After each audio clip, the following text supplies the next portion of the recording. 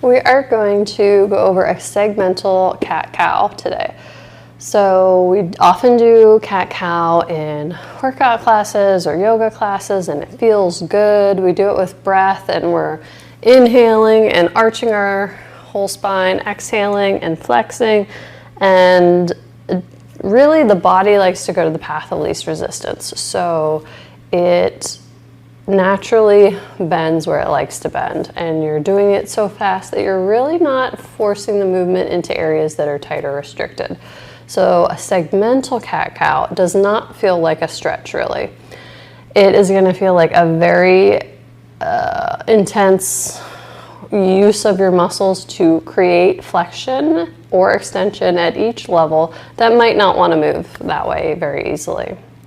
So if you think of the spine from the tailbone up to your head as blocks stacked one on top of each other, we want to think of it as flexing each different segment one at a time, going all the way up to the neck till everything's rounded over, and then we start the same way we came in. So we're going to extend at the neck cervical spine, so extending the head first, then the next one, then the next one, then the next one, then the next vertebrae, till you get to the mid-back.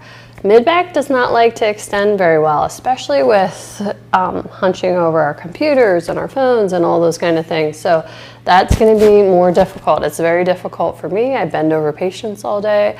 So it's something that's good for me to do too. So learning how to extend each segment of the thoracic spine instead of letting your low back do all the work, then you get extended all the way down to the sacrum, and then you're going to reverse it again. So then you'll tuck the tailbone over and then flex at the L5 and then the L4 and then 3, 2, 1 into your mid-back. So it's very slow and it takes minutes to do. So it's not that nice inhale, exhale stretch that we get usually. So segmental cat-cow is a lot more muscular strength involved. So you start the same way. You're going to start on hands and knees and be in that neutral stance. So hands under shoulders, knees under feet, and we're going to start by tucking the tailbone. So if we arch slightly and keep the head up, we're going to start with the tailbone first. So we're going to tuck the tailbone under, just the tailbone, the head stays up. Then think of rounding L5, so that's the base one, then L4, and so you're using your core to draw up towards your navel so that you're rounding the lumbar spine, your low back, before you round your upper back. And then you're getting more towards the mid-back, using all those little muscles to bend the lower mid-back before you bend the upper mid-back, and then the neck goes, letting the neck round and flex. So neck is the last thing to go, chin tucks, and then you're going to reverse it.